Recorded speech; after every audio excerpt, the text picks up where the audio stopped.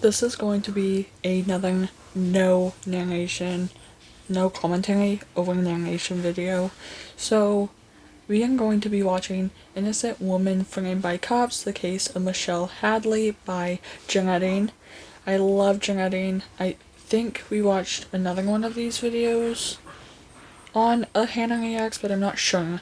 With that being said, I'm going to unplug my mic and we are going to get into it.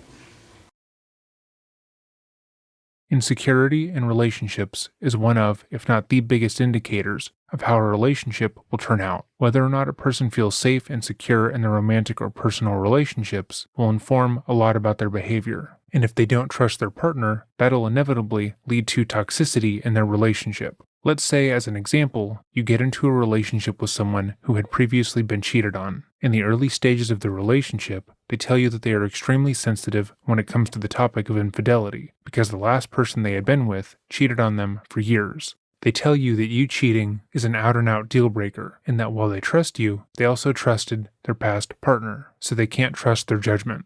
You understand, and you assure them that even though they made their issues seem like they could be deal breakers, you like them enough to want to work through this with them. You tell them all the right things, and assure them if anything comes up, you will be there, ready and willing to work things out with them. As your relationship progresses though, things change. It's a slow build at first, starting with little issues that pop up every couple of weeks or months, but they become more and more frequent as time goes on. Their insecurity and past issues dealing with infidelity lead them to believing that whenever you talk to the opposite sex, even family members or coworkers, you're going to cheat with them.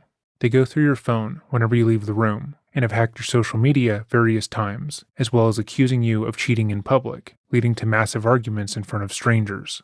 As much as you have tried to assure them that you haven't cheated, when they're upset, they refuse to listen, and the added stress has led to you doing things that aren't healthy. You no longer feel comfortable leaving your phone around them, because should you get an email or text from your mom, they believe that you've changed the name of the person in your phone to be Mom, to throw them off the scent. While you were comfortable with them having your phone passcode in the beginning, you now change it every couple of days to make sure they aren't able to get in. And you have begun telling them lies about where you're going during the day, because if they knew you saw certain people, including people in your family, they would accuse you of cheating, and it would lead to another argument. Soon enough, you can't fully remember the last time your partner and you went a week without fighting, and them accusing you of cheating on them. Your family and friends see what has happened, and they encourage you to break up with them. They tell you that you've become a shell of yourself, you're paranoid, having to lie to your significant other just to see them, and it's clear that the relationship has run its course. When you see their family, it's clear they believe the same thing and want the relationship to end.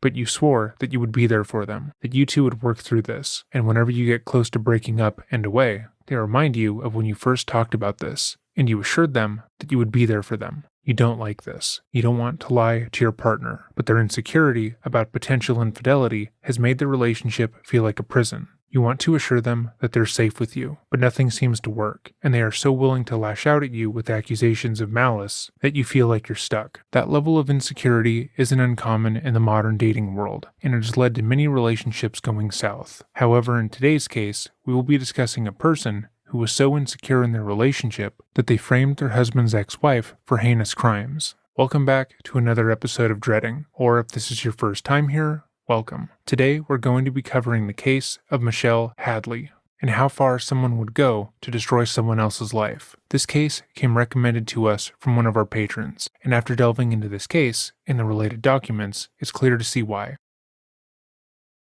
When Michelle Hadley and Ian Diaz broke up in August of 2015, it had not been amicable. Michelle and Ian had met and begun dating in the later part of 2013, when she was 26, working as a marketing executive for an insurance agency. Ian was 10 years older than her and worked as a U.S. Marshal, but after immediately connecting over a dating app, the two were nearly inseparable.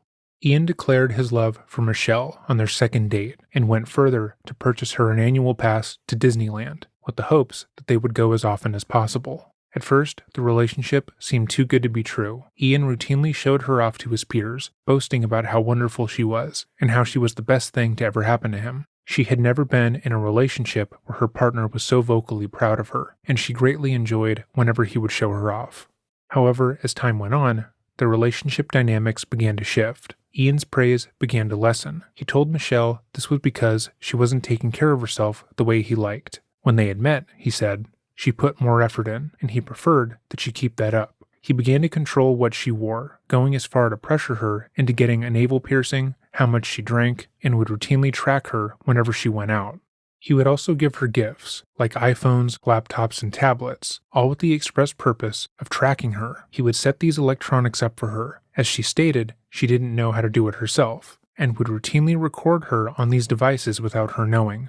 Ian would also control how much she slept, waking her up multiple times throughout the night to make her watch a show with him, or to talk to him about whatever. Michelle's health would deteriorate over the first year with him, but she still believed he was an amazing boyfriend. He convinced her that it was her job, not him, that was causing her so much stress, and he told her that she would be much happier if she were to quit and take a position at Disneyland. As time wore on, Ian's behavior continued to worsen. He controlled nearly every aspect of Michelle's life, forcing her to drink nightly with him, dress provocatively at all times, and even going so far as to making appointments for her. But that was just the tip of the iceberg. According to Michelle, Ian also had a very specific fantasy that he was interested in her doing for him. Oh no, he's gonna get fucking weird. According to the legal documents surrounding the case, Ian was interested in cuckolding, which according to the Cambridge Dictionary is when a man enjoys knowing that his wife has had a sexual relationship with another man. He repeatedly begged for Michelle to sleep with other people and would send her pictures of his genitals and porn throughout the day, despite knowing she was at work. If she had to travel for her job, he would call her, pleading with her to find a stranger and record herself having sex with them for him, and she repeatedly told him no. She told him to stop, and at one point stated that if he didn't stop asking her to do this, she would end the relationship, but Ian refused, instead choosing to wait until Michelle was struck with a debilitating fever to drug her with cold medicine, force her to take shots of whiskey, then place an ad on Craigslist for a man to come over to have sex with her. Ian recorded the encounter secretly, and then would go on to hold the video of her sexual assault over her head for years to come. After the assault, Michelle felt isolated. She had turned into someone she didn't know to appease her boyfriend, and she wanted to try and get some of her independence back. In August of 2014, she enrolled in the MBA program at Chapman University and began to attend classes 2 nights a week. Ian viewed this decision with ire and would routinely try to attend classes with her so that she wouldn't be able to do things without him. When Michelle told him that wasn't allowed, he would start arguments with her on the nights when her classes were scheduled, telling her that the only way he would let the argument end was if they were to spend the rest of the night at Disneyland together. When Michelle would try to say no, he would accuse her of not caring about him, using him, cheating, and more. Nearly always, she would be forced to miss class. In June of 2015, Ian would tell Michelle that they were going to buy their first place together. Ian had proposed to Michelle, and they had tentatively set a wedding date for February 2016. To prepare for their life together, he had found a condominium mere blocks away from Disneyland and thought it was the perfect place to start the next phase of their life together. Michelle paid the down payment on the home, totaling up to over $14,000, and the two obtained a mortgage of nearly $500,000 to pay for the domicile. But things quickly went from bad to worse. Michelle hadn't liked their relationship dynamic before the move and wanted to be more independent. However, after they moved in together, their relationship once again changed for the worse. Ian began to isolate Michelle even more, subjecting her to angry rants for hours on end. When she would try to leave, or give Ian some space, he would follow her, and would talk about the 4 firearms that he had in his possession, not so subtly threatening her. On one occasion, when they got into an argument on the way home from a work event, Ian stopped his car in the middle of a busy freeway and demanded she exit the vehicle for disrespecting him. He had not pulled to the side, and leaving would immediately result in her being struck, but he stayed stopped for a significant amount of time, trying to force her out of the car. Despite fearing for her safety, Michelle wanted to try and work on the relationship as much as she could. She still held on to hope that Ian was the same guy she had fallen in love with, and if he just worked on himself a bit more, they could fix their issues. She convinced him to go to couples counseling with her, with the hopes that they could open up their communication with an unbiased third party, but that too went horribly.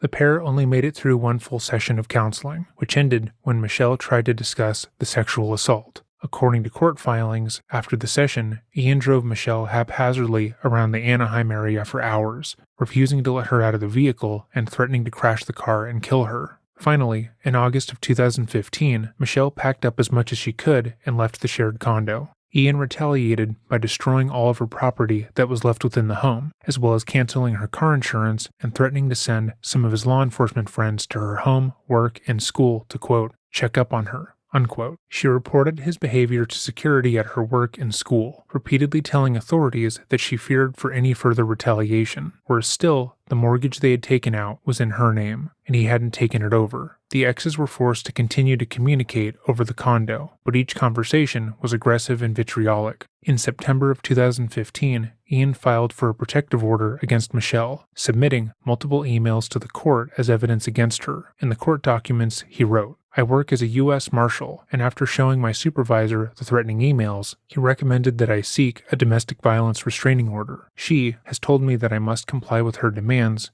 or be prepared for God's vengeance, and referred to me as Satan and the Antichrist. Because of her emotional instability, history of fits of rage, and self-medication with alcohol, I fear for my safety. The protective order was eventually dismissed, but Michelle was now on law enforcement's radar. It was only after the former couple hired property lawyers to mediate their dispute that the issue was resolved. On November 24, 2015, Ian agreed to an arm's-length settlement and mutual release agreement in which he would pay Michelle $3,000 in exchange for a quitclaim deed for the property and his assumption of the mortgage loan by June of the next year, meaning that he would pay her $3,000 and have the property to himself. However, despite this agreement, Ian made no attempt to take over the loan. Michelle had gotten herself away from Ian, she started a new job, gotten herself a new apartment, and was slowly on her way to finding herself, but her problems had just begun. It's Michael's Holiday Gift Haul. Make the most of your budget this year with up to half off. Way to finding herself, but her problems had just begun. Just 4 months after Michelle left him, Ian was already in another relationship, this time with a woman named Angela Connell. Like he had with Michelle before him, he immediately declared his love for Angela and told her that she was the best thing that had ever happened to him. Once more, she was being shown off on social media and in person to all his friends and family, and after just 1 month, the two were married. According to people who knew the couple, Angela stated that she was pregnant when the two were married, but shortly after the wedding, Angela would testify that Michelle would force her way into her and Ian's life. According to the couple, in May of 2016, they began receiving threatening emails from Michelle. The following are examples that were included in their court case. I hope you are scared to death tomorrow. Be prepared, don't sleep. We'll steal your child, and we will watch as it dies. You are a piece of shit, and I hope to God you burn for what you have done to us. You deserve nothing but a life of lonely torture. I have ways to hurt you. There is no place you will be safe anymore. You might be beautiful, you might be the one he married, but you are still a sinner and must be punished. I will make sure you are reminded of your place by force. I know you are leaving work. I watch as you walk. Let's play a game. These emails included photos of gore with women who had been horrifically beaten and abused, some including videos of said abuse, which includes videos of simulated rape. These emails would come in multiple times a day and include details that only someone who was watching her would know. Angela stated that she tried to block the emails to stop the online attacks, but whenever she did, a new one, nearly identical to the older one, would pop up and continue the onslaught. At the same time, someone seemingly went on Craigslist and posted pretending to be Angela. This person posted that they were a woman whose ultimate fantasy was to be raped. They asked for men to come to the address and attack her when she went out to walk her dog. If you are free tonight, come find me, force me into my house, and take me down. The post emphasized that she would fight back, that she would pretend she didn't want to, but that she really did. The poster responded to seemingly multiple people interested in attacking Angela, encouraging them to come to her home. And on June 24, 2016, Angela would place a 911 call to state that she had been ambushed in her garage by one of these men. When the police arrived, Angela and Ian had a plethora of evidence against Michelle. They provided the emails that she had sent over the past couple of weeks, as well as the posts online, and allowed the police to access their security camera footage, which they alleged showed Michelle stalking the two. While this was going on, Michelle's life was in a state of flux. On May 24th, she had received a strange message on her LinkedIn account, seemingly from a man named Jason Rayburn. Jason was an ex-boyfriend of Angela, and he repeatedly messaged her, telling her that he knew Ian was dangerous, and she needed to talk to his new wife and save her. The following are two examples of the messages as included in the court documents. I know who Ian Diaz is. His wife, Angela. You need to tell her who he really is and save her from a life that you went through. You need to contact Angela. Ian is getting away with more abuse and if proven in court, could end him. Michelle knew that these messages weren't real and wanted nothing to do with Ian, so she ignored them entirely. Similarly, she ignored notifications that her email was being used as a forwarding security email for various newly made Gmail accounts, but felt that it had likely something to do with her ex. Though she had moved on with her life and was beginning to work through some of the trauma the relationship had left her with, she still felt unsafe. Her parents encouraged her to move back home with them for a short while, and due to stress, she resigned from her job,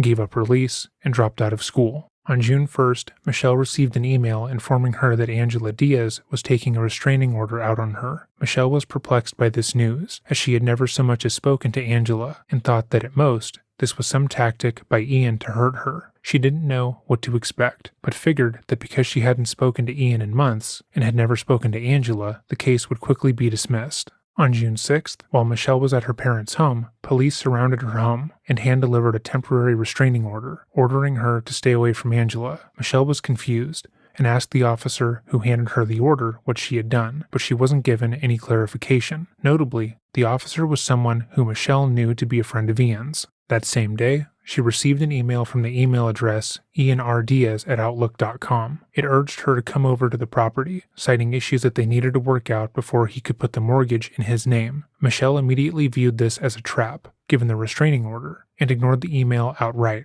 Later on, Michelle received a call from Detective William Siglitz, who asked her about various email addresses that appeared to be hers. She directly stated that she didn't own or use any other emails other than her professional one, and stated she felt like she was being set up by her ex. She asked the detective if he had looked into the IP addresses, because she was confident that they would lead back to her ex, but he stated that he hadn't, and that a different detective would be investigating that. Michelle felt as if he ignored her, and immediately got the sense that she wasn't being believed. In their relationship, Ian had often threatened her with his friends and law enforcement, stating that he was a well-connected guy who could get people to look the other way. Now she feared that he was right. Fearing that she was going to be railroaded in court and wanting to make sure she had told the police her side of the story, Michelle began contacting the police on a nearly daily basis. She wanted to talk to the detective in charge of the case and make sure he was able to look at the IP address and go through her electronics to prove she had no part in any harassment. At the same time, she sent 2 emails to Microsoft,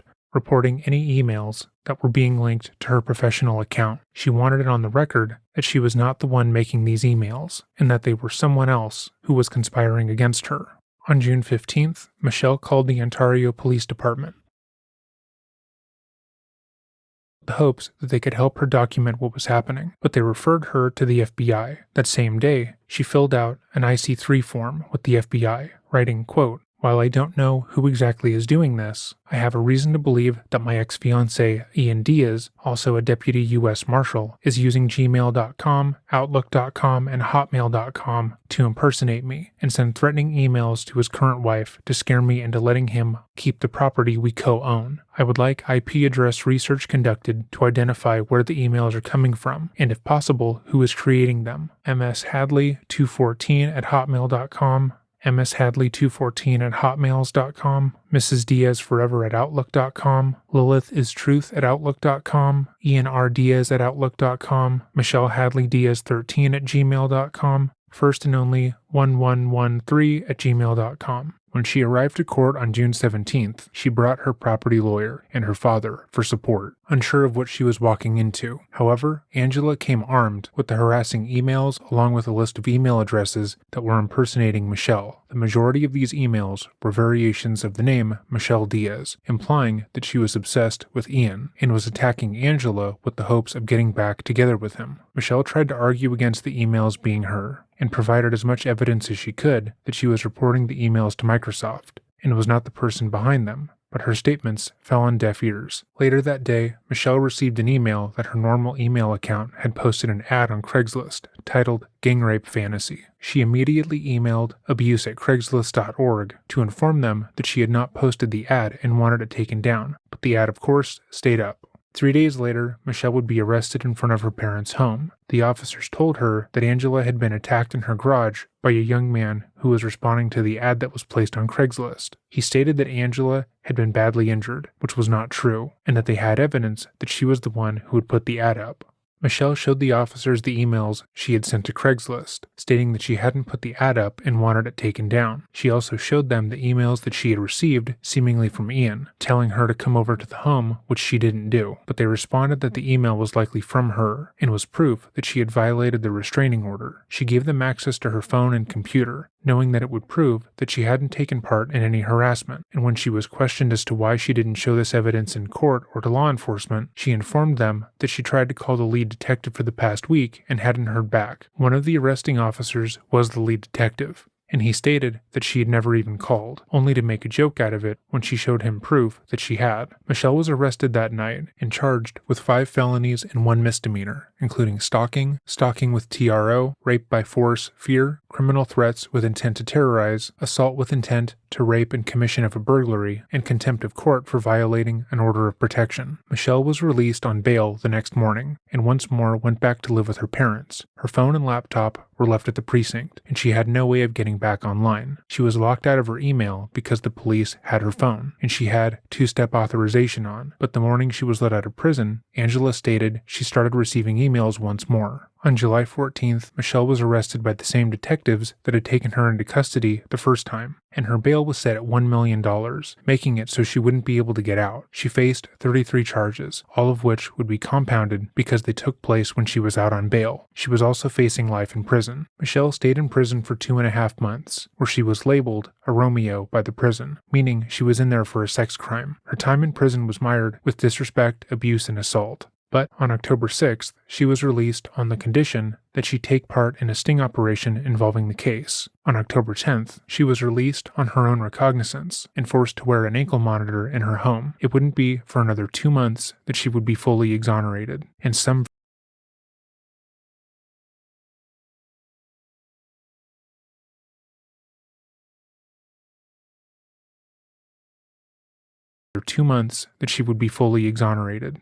version of the truth would come out. The following is from the press conference that took place January 9th, 2017. Good morning, and thank you all for coming. It's often said that true life is stranger than fiction. The facts of this case make that statement spot on. When a person who's committed a crime gets arrested and charged, that's a bad day. But when someone who's innocent gets arrested and charged with a crime, that's not just a bad day, it's a nightmare. This is a tale of a woman who faced such a nightmare. But with the help of her attorney and law enforcement who continue to seek the truth, she'll be able to be exonerated. I'm here to announce the filing of a felony complaint against Angela Marie Diaz by the Orange County District Attorney's Office. The charges include numerous felony charges, including 2 counts of kidnapping, 2 counts of false imprisonment, perjury, 2 counts of forgery, 2 counts of possession of a forged instrument, grand theft, 1 misdemeanor count of filing a false report with an agency, and 21 misdemeanor counts of filing false police reports. As important as the filing of charges against Ms. Diaz is,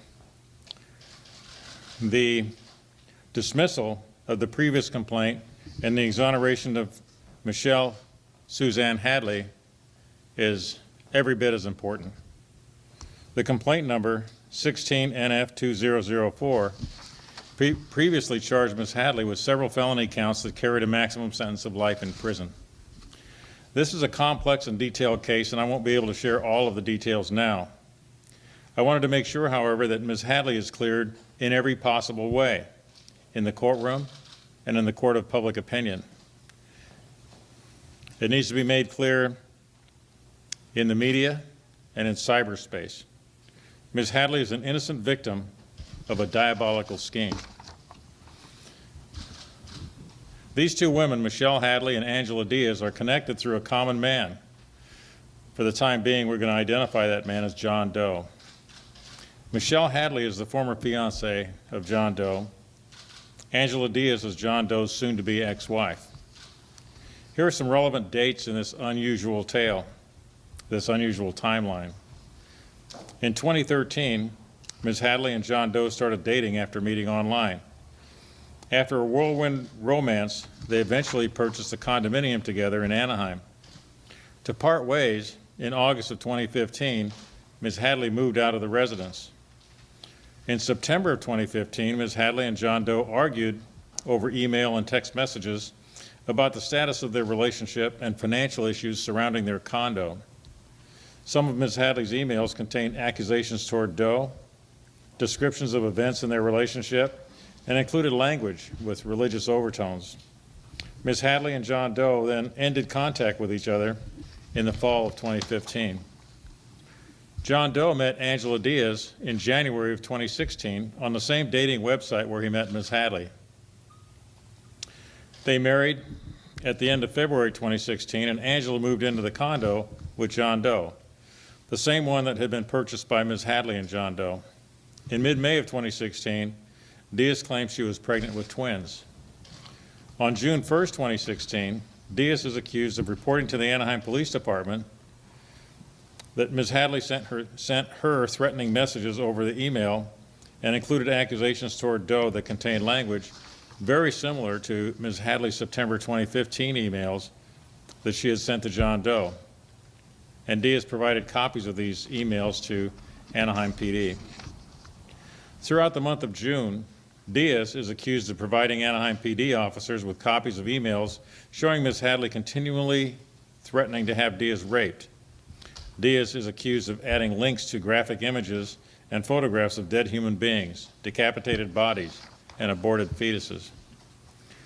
Diaz is also accused of reporting and providing documents to Anaheim PD supporting her claim that Ms. Hadley was impersonating her and asking men to come over to the condo to engage in violent rape fantasy sexual encounters, and providing photographs of Diaz and her address. Starting on June 13, 2016, Diaz is accused of reporting to Anaheim PD officers that men arriving at her residence eager to engage that men were arriving in her residence eager to engage in rape fantasy sexual encounters with her.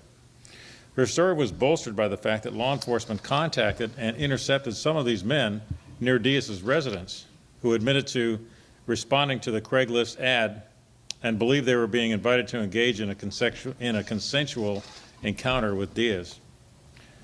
On June 24, 2016, Diaz is accused of calling 911 and reporting that a man attempted to rape her in her condo's garage. She's accused of crying and meeting the police with her shirt ripped, with visible redness on her neck and on her breast area. She's accused of claiming to Anaheim PD that a man attempted to rape her. Ms. Hadley was arrested later on the evening of June 24th and bailed out the next morning on June 25th on $100,000 bail. It should be noted that pursuant to Marcy's Law, Diaz was notified by law enforcement when Ms. Hadley was taken into custody and when she bailed out. Diaz is accused of claiming that while Ms. Hadley was in custody, the threatening emails and rape fantasy solicitations stopped, but that after Ms. Hadley bailed out, the threats and solicitations began again, almost immediately. Diaz is accused of sending emails containing language that made them appear to have been written by Ms. Hadley. From June 25th to July 13, 2016, Diaz's reporting to the Anaheim PD continued. Diaz is accused of reporting to Anaheim PD that in some of these emails, Ms. Hadley requested Diaz contact her. These email requests included Ms. Hadley's parents' phone number, as well as an email address that Ms. Hadley had told police was, in fact, her email address. Also including emails that appeared to have originated from Ms. Hadley's verified email addresses. On July 13, 2016, Diaz called 911. When officers arrived, they found a 17-year-old boy outside who admitted to responding to the solicitation that he believed was an advertisement. He believed that the advertisement was real. Due to the seriousness of the threats, the alleged attack on Diaz in her garage, the escalation in both the frequency and nature of the threats, and yet another man arriving at Diaz's residence to engage in a rape fantasy encounter, law enforcement believed a serious threat to public safety existed. Based on the fact that the available evidence pointed only to Ms. Hadley, An arrest warrant was issued, and charges were filed against her. On July 14, 2016, the court issued an arrest warrant, and Ms. Hadley was charged in a felony complaint with stalking with a restraining order, stalking, criminal threats, attempted rape, assault with intent to commit rape, assault with intent to commit rape during a residential burglary, violating a protective order, and a crime bail crime enhancement. These charges carried a maximum sentence of life in prison, and she was held on $1 million bail. At the time of Ms. Hadley's arrest, all of the available evidence pointed toward her guilt, including, but not limited to, the emails, email addresses, and rape fantasy solicitations used specific and relevant language and religious tones which were nearly identical to emails that we know were sent by Ms. Hadley to John Doe in September of 2015 and signed by Ms. Hadley. Real men showed up in response to the Craigslist ads. Diaz reported she was attacked in her garage and appeared to have physical evidence corroborating her claims. When Ms. Hadley was taken into custody on June 24, 2016, the email traffic ceased. And it began soon after she was released and when she bailed out of custody. Some of the emails contained Ms. Hadley's verified email address, her parents' home, and business phone numbers, and other personal facts. Ms. Hadley maintained her innocence, and she communicated to third parties that she thought she was being set up. Anaheim PD investigators attempted to serve emergency search warrants in order to determine the Internet Protocol, or IP addresses, for the emails to find the locations from which the emails were being sent. But the use of virtual private networks, or VPNs, and third-party proxy servers masked the IP addresses and the originating locations of the messages.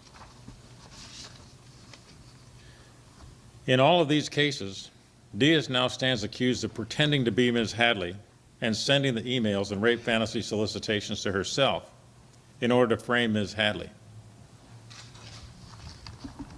I want to give kudos to the Anaheim Police Department, in particular Detective Michael Kuna, who worked tirelessly and devoted hundreds of hours to uncovering the truth.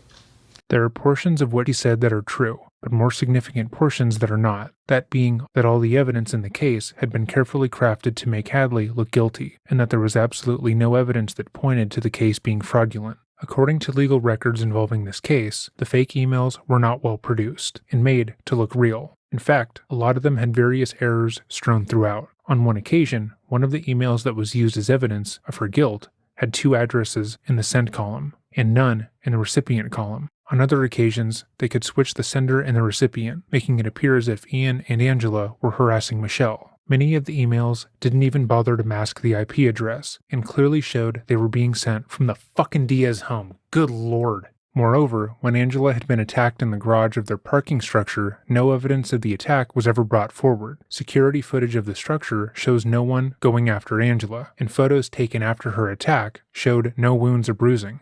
The evidence was damning, but not against Michelle. The evidence was clearly and obviously doctored, and didn't hold up to any criticism, but all the red flags were somehow overlooked by every fucking law enforcement official who was involved in the case. Moreover, the narrative from January 2017 seemed to be that whatever happened in this occurrence, more or less, was a spat between 2 women over a man, and that Ian was in no way involved. But that would soon change. While my brother and I were researching this story, we were going through all the reports chronologically. We noticed something odd. Initially, the motive for this crime was implied to be simple petty insecurity and jealousy on Angela's part. She was the person behind the scheme. She had duped Ian into marriage by faking a pregnancy, and she had lied about having cancer, as well as going so far as to impersonate his other ex-girlfriends to ensure he was dedicated to her and her alone. Articles portrayed her as being a crazy girlfriend, obsessed with Ian, so much so that she faked a sexual assault on herself. Notably, Ian himself was more than happy to co-sign this version of events, even going so far as to ask for his identity to be kept private in the reporting around this case, as he had no idea what his wife had been up to.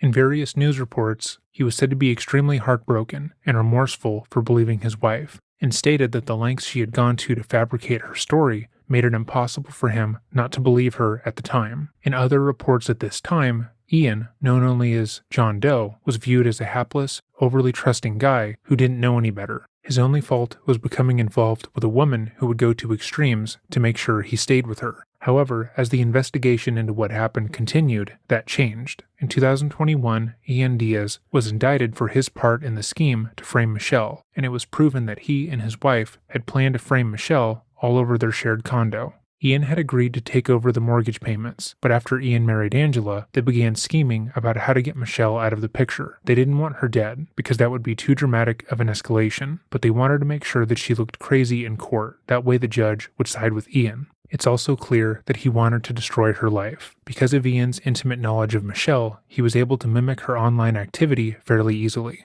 He had seen screen names and social media handles she had used throughout her life, and was able to replicate them with ease, making it appear as though they were getting threatening and abusive messages sent to them non-stop. He went further to use his status as a U.S. Marshal to work with the Anaheim Police Department on the case, and to gain favor with the officers. On various occasions, when he reported what Michelle was allegedly doing to him, he would arrive in his marshal's uniform and would routinely ask the investigating officers for favors and advice, and throughout the investigation would text them in a friendly manner. After the pair had posted the fake rape fantasy ad on Craigslist and had faked a failed sexual assault, Ian took one of the responding officers aside and stated that Michelle, quote, needs to be in fucking handcuffs and in a padded room, then went further to say that even he, as a U.S. Marshal, had never seen anything like this. When they repeated their fake rape ad scheme, he told a different officer, quote, at what point does this girl get arrested for sending this shit and hiring guys off of Craigslist to rape Angela, unquote. Angela and Ian had gotten what they wanted. Michelle was incarcerated and the condo was ultimately theirs, but they were shocked to learn that the investigation didn't simply end. Michelle fought against the false allegations, begging the police to look at her laptop, phone, and all the computers that she had access to show that she had no part in the scheme. She provided them alibis from when certain communication was sent, showing that she couldn't have sent the emails, texts, and other forms of harassment as she had been at work, out of town, or in people's company. None of her friends and family had ever seen her write any of the alleged emails, and no one believed she held enough malice to follow through with any of the accusations. As the investigation continued, they searched through all of Michelle's electronic devices and found that, like she had said prior, she had never visited Craigslist. She didn't even have access to any of the emails that were allegedly coming from her, and there was no evidence of her attacking Angela or Ian. This left a multitude of questions. If Michelle was the person who was harassing Angela and Ian, how had she been smart enough to turn on a VPN, but not smart enough not to sign the emails with her name? Why did she continue to email them from emails associated with her name and work if she wanted to do this anonymously? And how was it? It was all done with no fucking evidence linking back to her. What the fuck? I wonder why did they do this? Just like the moon landing, we'll never really know. It's just so complicated. As time went on, it became clear that Angela and Ian's story didn't make sense. On August 2nd, 2016, Ian changed his personal cell phone number as he realized one of the accounts they had opened under Michelle's name was done with that number. The following day, he went further to delete one of his many fucking email accounts for the same goddamn reason. But the pressure continued to mount. At some point, Ian was made aware that the majority of the emails that had been sent to them couldn't have come from Michelle, given the fact that she couldn't access her email at the time. She hadn't been able to get into any of her accounts, and she didn't have access to any electronics after she'd been arrested. So they would have to account for the fact that all of the emails that had come in after her initial arrest were fraudulent. Fucking come on! Are you fucking kidding me? Ian knew that eventually the truth was going to come out. Their scheme to ruin Michelle's life was about to be revealed, and he decided that it would be in his best interest to throw his wife under the bus, while asking for some form of privacy. On September 24th, 2016, Ian spoke to one of the detectives on the case and appeared distraught. He told the officers that he believed that it was his wife, not Michelle, who had sent the months of harassment their way, and claimed that he no longer believed she had ever been sexually assaulted, and instead lied about the entire ordeal. He stated that he was confused, hurt, and that he didn't know where to go from there. When asked what happened that made him believe his wife had been behind the framing, Ian explained that the previous month he had received an email from an account that he had opened for himself in July. He knew Michelle was in prison at that time and wouldn't be able to gain access to said account. However, he realized that he had accessed that email on his work phone, which his wife had access to as well. Ian informed police that he now believed that his wife, not his ex, was the one who had set the entire ordeal up. and that she did so to isolate him out of jealousy. He doubled down on his version of events on September 30th, when he spoke to the police in person. This would mean that when Michelle was released from prison, it wasn't due to the incredible work from the detectives, as stated by the Anaheim Police Department, but because Ian realized they were about to get caught and wanted to blame the ordeal on his wife. Though he had been more than happy to talk to the press and officers about Michelle, he claimed that the entire ordeal was just too much for him, and he made the direct request to have his name removed from any reporting on this story. And the Anaheim Police Department, in their press conference about the case, respected his wishes, calling him a John Doe throughout. On October 17, 2017, Angela pleaded guilty to 10 felony charges, including false imprisonment and perjury. Hadley had faced a maximum sentence of life in prison for crimes the Diazes accused her of. Angela struck a deal with prosecutors and was given 5 years in prison. It wouldn't be until 2021, nearly 5 years after the whole ordeal, that Ian would be indicted for his part in the scheme. It would be another 2 years for him to be found guilty and sentenced to 10 years and 1 month in prison. Michelle went on to sue the city of Anaheim and nearly everyone involved in this case who overlooked the evidence she presented and placed her in prison for 2.5 months. The legal documentation in regards to that lawsuit are incredibly thorough, and if you're interested in reading them, I will leave them linked below. Truly, this only happened because of incompetence on the investigator's part, and malice, of course, from Ian and Angela. Get new pepperoni stuffed cheesy bread or any 2 or more mix and match items for just $6.99 each. 1992. Yeah. First off, I hope Michelle got her bag. Like, come on, guys. Also, like, some of the, like, evidence that was presented, like, how did they not know? With that being said, I will see you later.